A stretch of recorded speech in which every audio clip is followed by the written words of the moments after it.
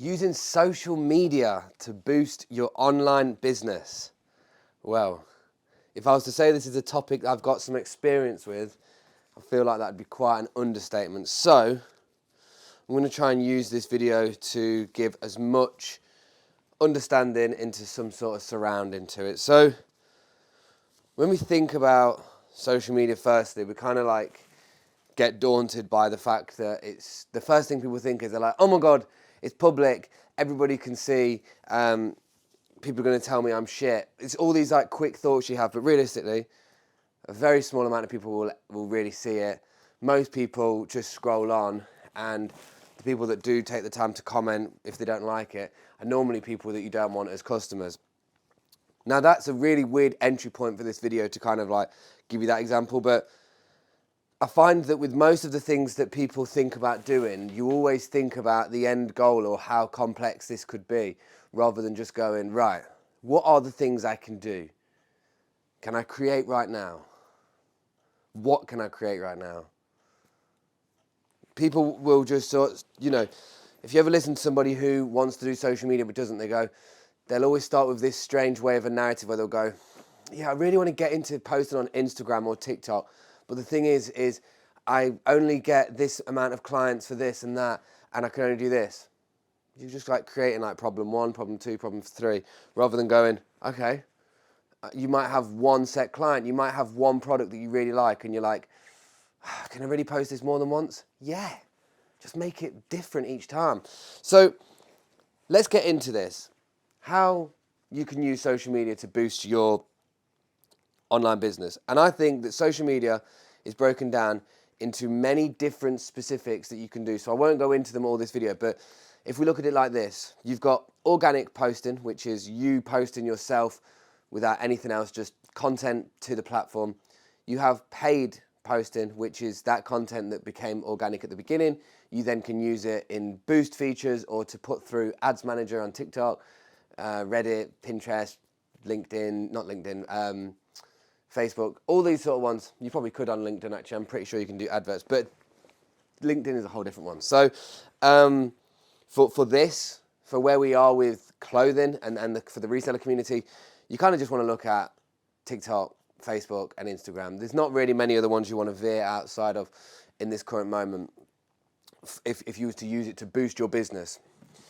So when we look at the actual content side of things, you've got organic, you've got paid, you've got the influencer style of content, you've got the collaborative style of content, you've got third-party integration of content style. And so, again, there's so many things to think of with how you could potentially boost it. You could be, rather than me just giving you scenarios, I'll give you a couple scenarios just like off the bat of things that people do with social media. Is you could be a brand, you could be a girl or a boy or a man or a woman, whatever you are, whoever you are.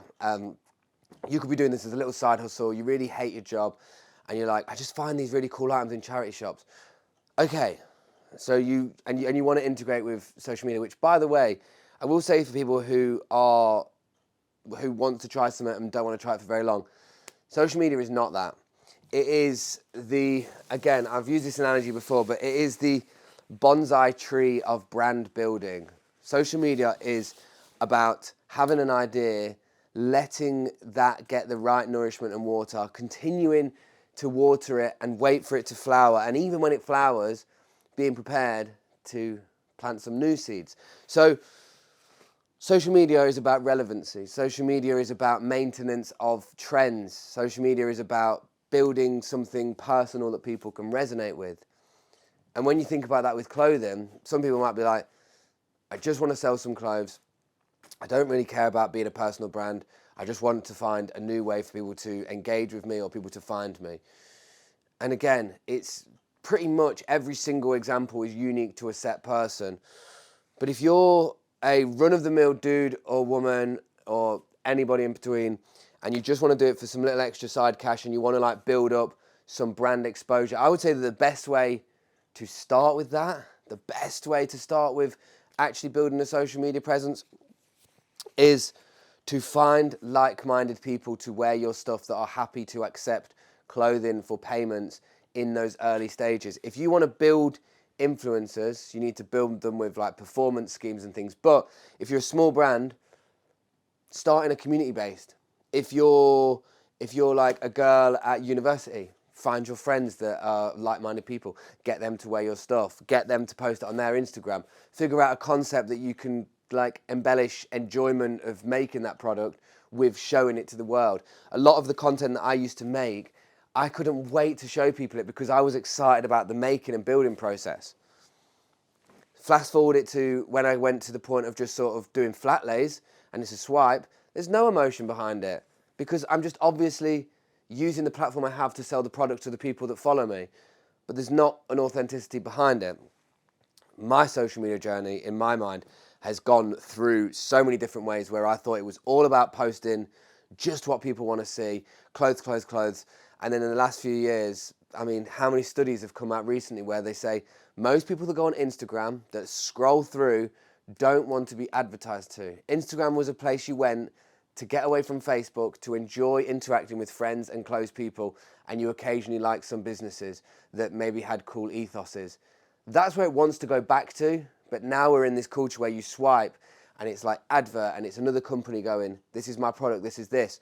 So the reason why that's important to this video is that when most people think about using social media to boost their platform for their brand, they look at all the people who are successful from doing it for either several years, who have had big brands to enable to funnel a lot of money in. You know, you look at somebody like Debenhams or Next or a brand that Marks and Spencer's, their budget from the high street is so big that when their marketing team kicks in, they can have so much money for paid ads that just completely swamps the internet with their brand and stuff. And you kind of can't move for them half the time anyway. The audiences that engage with them are, like, say, Marks and Spencer's. It's not for younger people who don't want to see adverts. Again, so much intricacy to the way that social media is used to boost a business and a brand.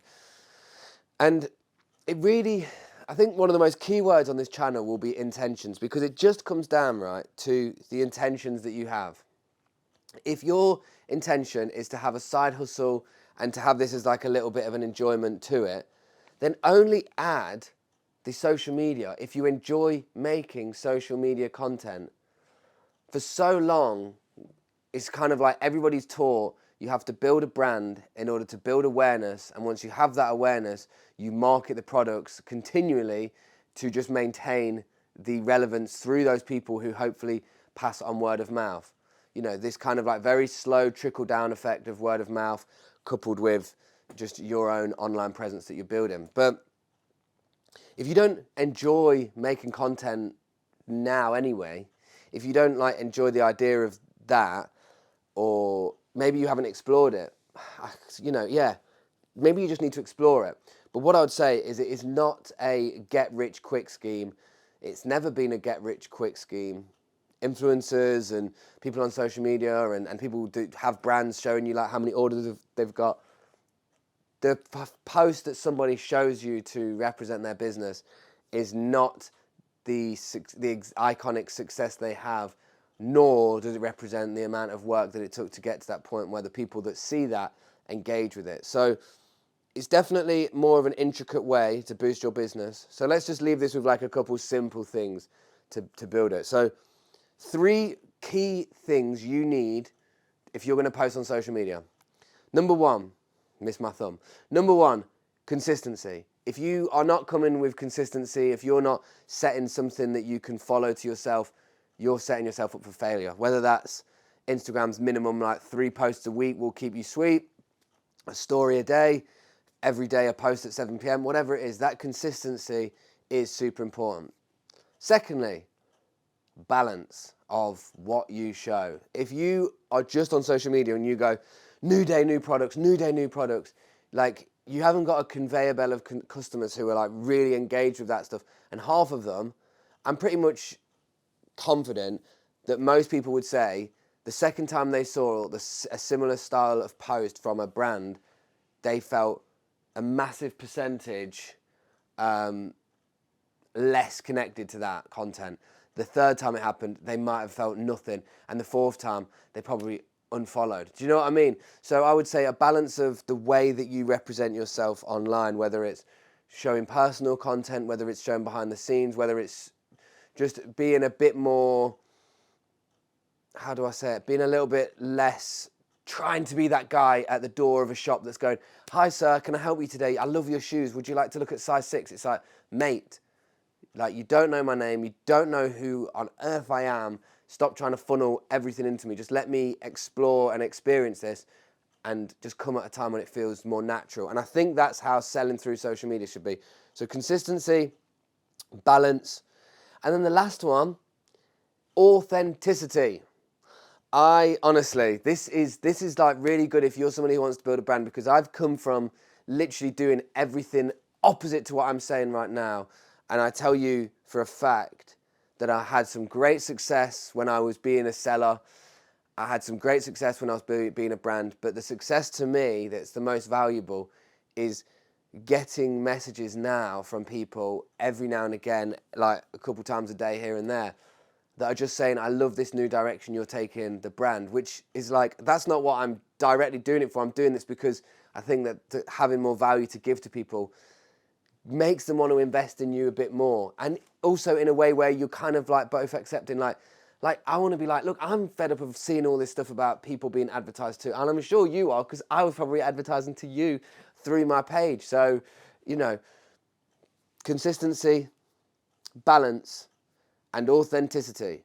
If you're a genuine person, you're a genuine sort of guy, genuine sort of girl, and you're running a brand and you want to just convey that, be authentic with the way that you're posting. And I genuinely think that then it will help define what that sort of success of using social media looks like.